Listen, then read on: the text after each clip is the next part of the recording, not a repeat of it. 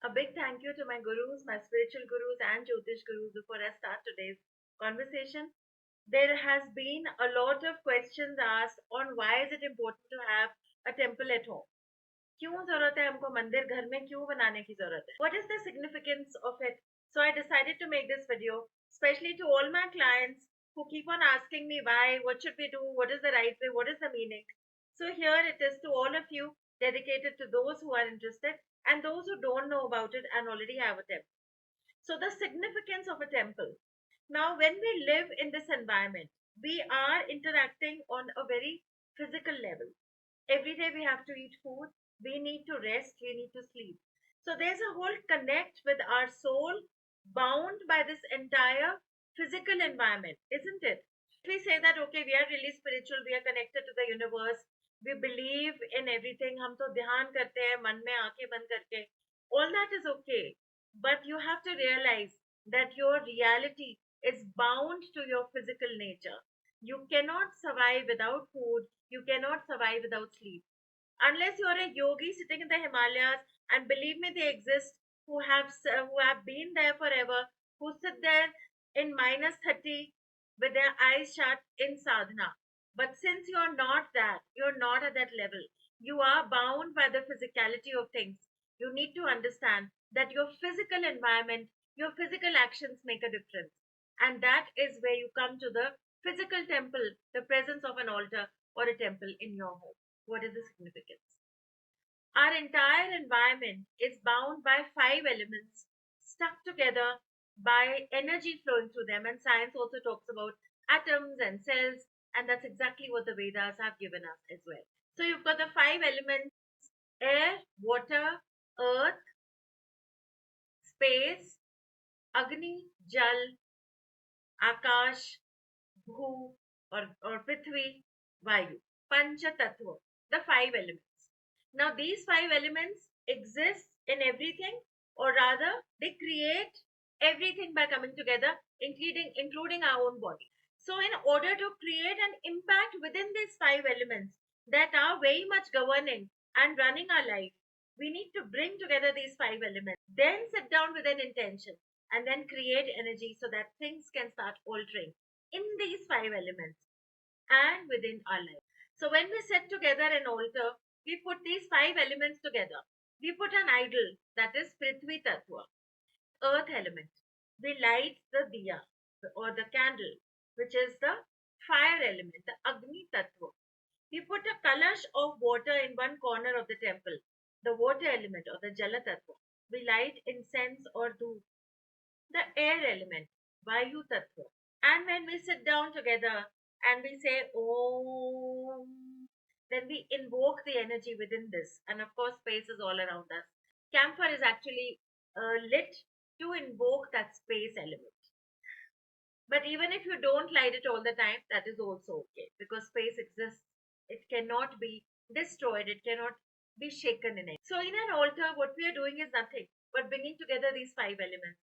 Then we sit, we do a sankalpa. Sankalpa is nothing but an affirmation. The whole world is talking about affirmations today, but actually, it's a Vedic concept of sankalpa. Before doing any puja, we always do a sankalpa. A sankalpa can be done every day. It can be done for the year. It can be done for years to come. That depends completely on you. All sorts of sankalpas can be done. So when you sit, you create your five elements around you and then you invoke the energy, creating the change within these five elements. Vedic astrology also teaches us that the Navgraha, which is the manifestation of the planets that actually govern the karma and karmic patterns in our life, are also governed by these five elements, where Mars, Saturn, Jupiter, Mercury, and Venus are the embodiment of the Panchatattva or the five elements. Now, direction is very important because every direction has a different energy force. Always set your temple in either the east or the northeast, which means when you sit in front of your temple, you look at either east or northeast. That's the correct direction to pray in.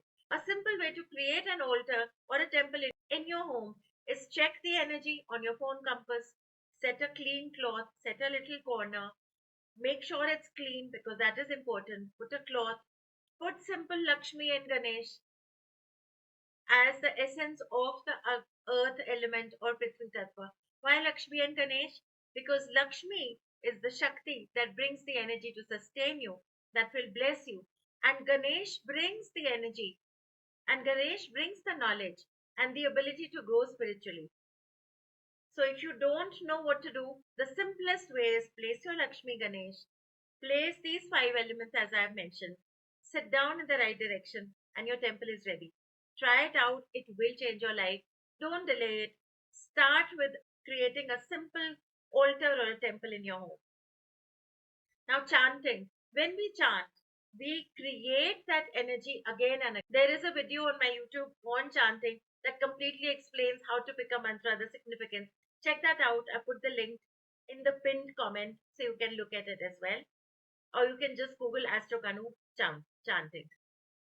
Now, malas are also very important. Selecting the right mala is about selecting the frequency you want to tap into. Of course, why do we have so many forms in the first place? The various forms of the deities are the various frequencies of energy that we want to tap into. Depending on what energy you want to invoke in your life, you need to select the deity accordingly. If you need to fight through your battles, you're going through court cases, you're going through sicknesses, you need to fight in life, then create deities accordingly. Durga, Kali, Hanumanji, Rudra forms, aggressive forms, that gives you the strength to fight. If you want peace and serenity and knowledge, Ma Sharda, Ma Saraswati, the knowledge giving deity. If you want peace and prosperity, then you go with Lakshmi Narayan. That will help you sustain, it will help you in your family life. If you want to grow spiritually, again, you can also choose forms. You can also put in your temple your Ishta Devta or your Kula Devi Devta, which is your ancestors, ancestral deity that your forefathers have been praying to, that will bring you the blessings of them as well. Or if there's a family guru, you can expand this temple to as you like, but I'm giving you the fundamentals. If you don't have one, start today. Create a temple in your life. The malas are actually about choosing the frequency. You can have a tulsi mala, you can have a crystal mala, you can have a rudraksh mala, you can have lal chandan, and etc. There can be so many. They can be crystals, they can be stones, they can be simple wooden tulsi mala. Now, again, the frequency that you choose of the mala is about what frequency you want to invoke. Usually, Shiv mantras are best chanted on a Rudraksh mala. Kali mantras can also be chanted on a Rudraksh mala. Narayan mantras, Krishna mantras, Ram mantras best chanted on a Tulsi mala. We know the association of Tulsi with Narayan and Ram. We know the association of Shiva with Rudraksh. So, apply your knowledge that you have. You can always ask me questions. You can email me on the address given below. So start your journey of change now. Create a little temple. Teach your children the significance of it. Because believe me, in the coming times, it is the only thing that will keep you grounded, that will give you mental strength, and take you a long way in overall well being in life. All the best. Thank you so much. Namah Shivaya.